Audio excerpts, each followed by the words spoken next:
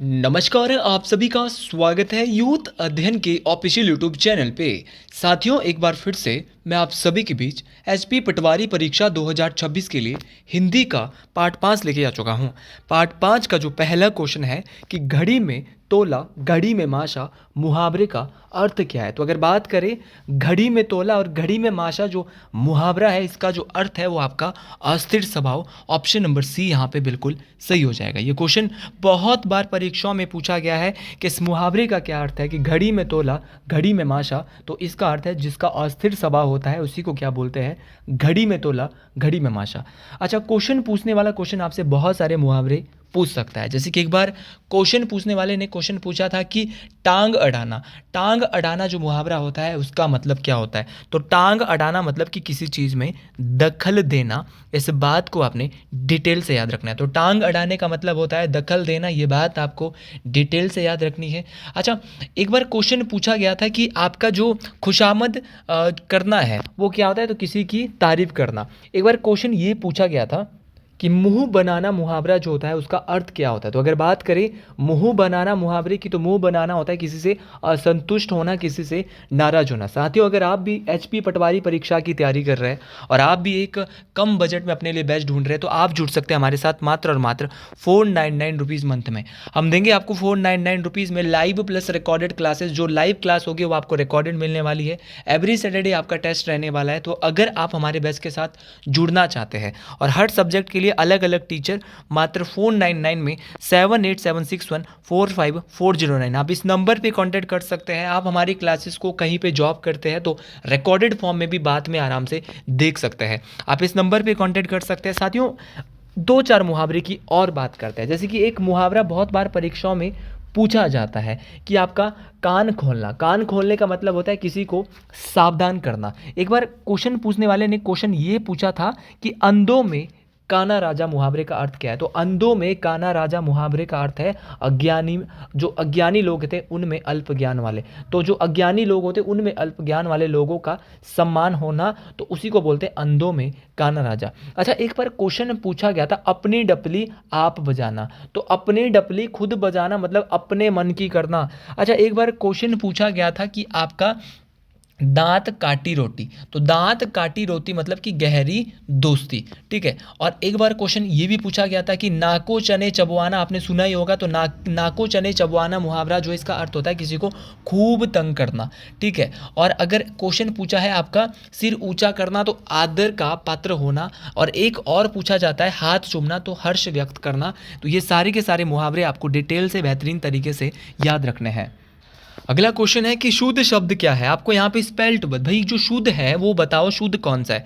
तो ये वाला भी शुद्ध नहीं है, कार्यक्रम ये भी नहीं है, ये भी नहीं है। अब आपको ये दूर से ही दिख रहा होगा कि कार्यक्रम ऐसे लिखा जाता है, तो ऑप्शन नंबर डी यहाँ पे बिल्कुल सही हो जाएगा। एक तो मुहावरे और एक शुद्ध शब्द हमेशा आता है। अच्छा, मैं यहाँ पे 20 शुद्ध शब्द आपको बताने वाला हूँ जो पेपर में बार बार पूछे जाते हैं। जैसे कि एक बार पूछा गया था कि प्रश्न कैसे लिखा जाता है। तो प्रश्न लिखा जाएगा ऐसे, प्रश्न यूं को लिखा जाता है यहाँ पे, ठीक है। उसी प्रकार साथियों, एक बार क्वेश्चन पूछा गया था कि विश्वास कैसे लिखा जाता है। तो विश्वास आपका वी आधा शौ और वास, ठीक है। विश्वास आपका ये सही होने वाला है। उसी प्रकार आपका एक बार क्वेश्चन पूछा गया था कि आपका रजिस्टर कैसे लिखा जाएगा। तो रजिस्टर लिखा जाएगा रजिस्टर, ठीक है। तो रजिस्टर आपका ऐसे लिखा जाएगा। रजिस्टर के अलावा आपका एक बार क्वेश्चन पूछा गया था आपका बहुत इंपॉर्टेंट है, विख्यात कैसे लिखा जाता है। तो विख्यात जो शुद्ध शब्द है विख्यात लिखा जाता है ये आपका यूं को, ठीक है। ये आपका क्या है, विख्यात है। एक बार क्वेश्चन पूछने वाले ने क्वेश्चन पूछा था कि सर आप आविष्कार कैसे लिखा जाता है। तो आविष्कार जो शुद्ध रहने वाला है वो आपका ये आविष्कार इस प्रकार से लिखा जाता है। आविष्कार आप बिल्कुल एक बार देख ले। उसी प्रकार एक बार क्वेश्चन पूछने वाले ने क्वेश्चन पूछा था कि औद्योगिक लिख के दिखाइए कि औद्योगिक आपका शुद्ध शब्द कौन सा हो सकता है। तो औद्योगिक आपका औद्योगिक, ठीक है। ओ में दो ई की मात्रा, ओ की मात्रा, औद्योगिक आपका यूं को लिखा जाता है, ये आपका औद्योगिक है।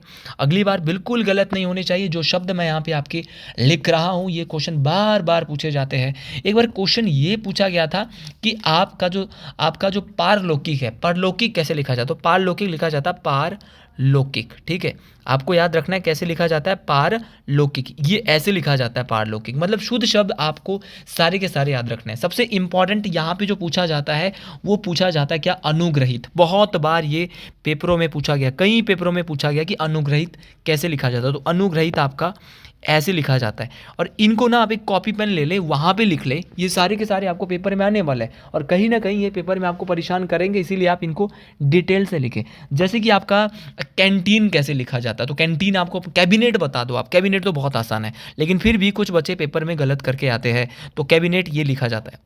तो कैबिनेट आपका ऐसे लिखा जाता है, तो कैबिनेट आपको जरूर याद रखना है। कैबिनेट के अलावा आपका भागीरथी कैसे लिखा जाता है, तो भागीरथी की बात करें तो भागीरथी आपका ये कैसे लिखा जाता है, ये आपका भागीरथी है, ठीक है। अब भागीरथी भी आप समझ गए होंगे, भागीरथी कैसे लिखा जाता है। अच्छा, उत्थान कैसे लिखा जाता है, तो उत्थान जो है वो साथियों आपका यूँ लिखा जाता है सर। उसी प्रकार आपका एक क्वेश्चन पेपर में और आता है, अब वो कौन सा क्वेश्चन हुआ है, हथीनी।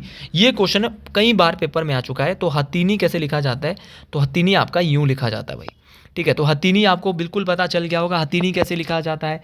आपका पैतृक एक बार पूछा गया था कि पैतृक कैसे लिखा जाता है, तो पैतृक शुद्ध शब्द ये है।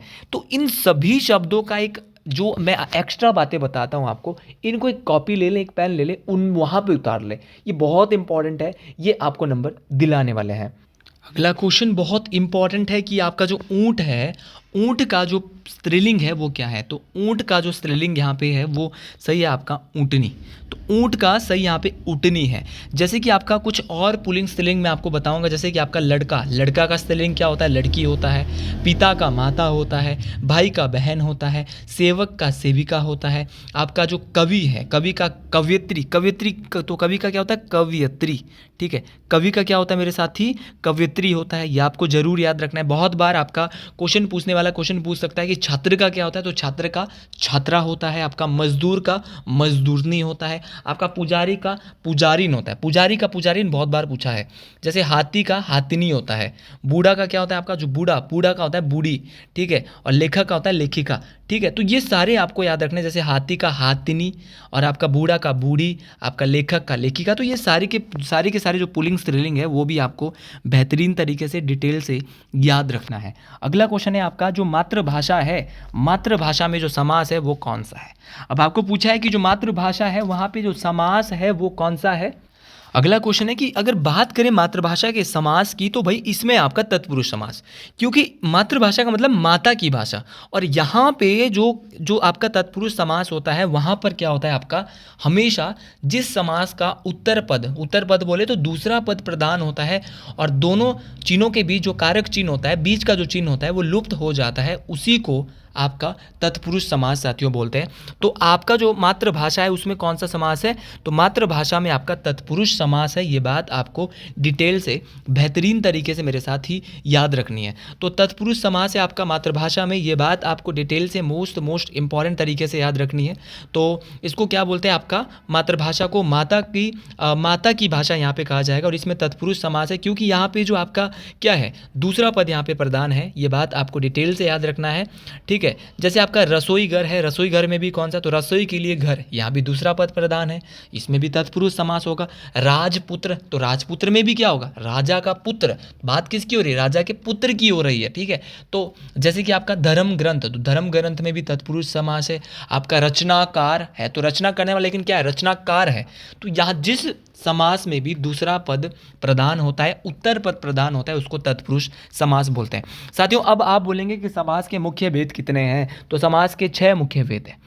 सबसे पहला जो सबसे मेन होता है वो अव्ययी समास होता है। जो अव्ययी भाव समास है, ये कैसा समास है, तो जिस समास का पहला पद या पूरा पद अव्यय या प्रधान हो। आपको ध्यान से सुनना है कि जिस समास का पहला पद या जो पूरा पद, पहले पद को पूरा पद कहा जाता है और दूसरे पद को उत्तर पद कहा जाता है। हिंदी में कुछ ऐसे शब्द आपको याद रखने हैं जो आपको परीक्षाओं में परेशान करने वाले हैं। तो अव्ययभावी समास में जिस समास में पहला पद, जैसे कि आ, अनु इत्यादि, भर, यथा, आवत, हर, आपको याद रखने, ये कुछ चीज़ें याद रखनी पड़ती है। जैसे अनु है, आ है, आपका प्रति है, आपका भर है, यथा है, यावत है। जैसे कि आपका दिन के पीछे प्रति लग गया तो क्या बन गया, प्रतिदिन, मतलब शब्द का मतलब ही चेंज कर दिया। प्रतिदिन मतलब कि प्रत्येक दिन, पहले तो दिन था, दिन तो दिन होता है, लेकिन जब प्रति लग गया तो हर दिन आ गया, समझ गए ना।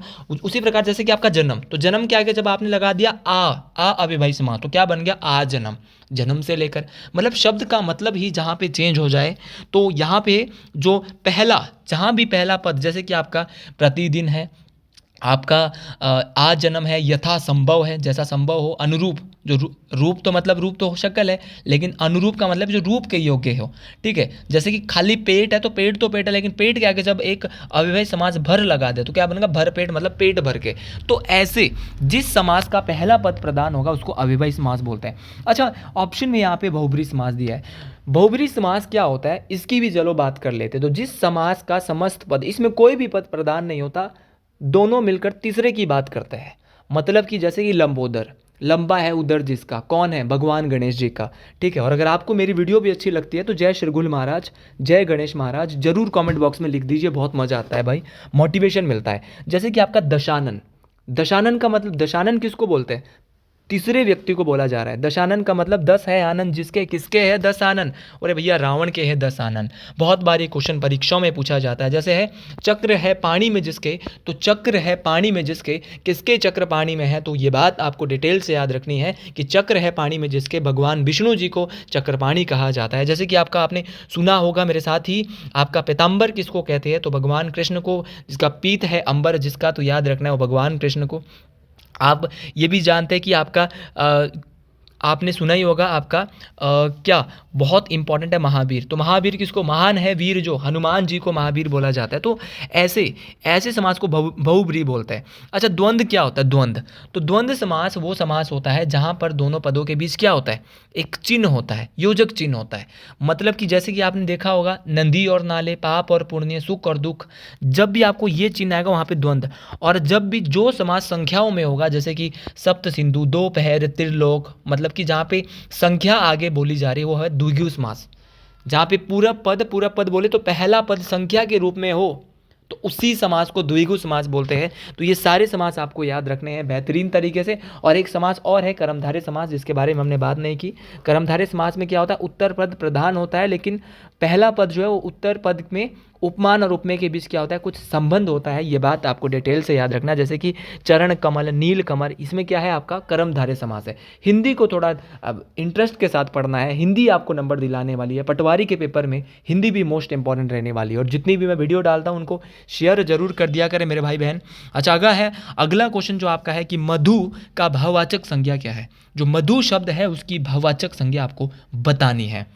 तो मधु की जो हमारी यहाँ पे भाववाचक संज्ञा है वो कौन सी है, तो आपका मधुरता।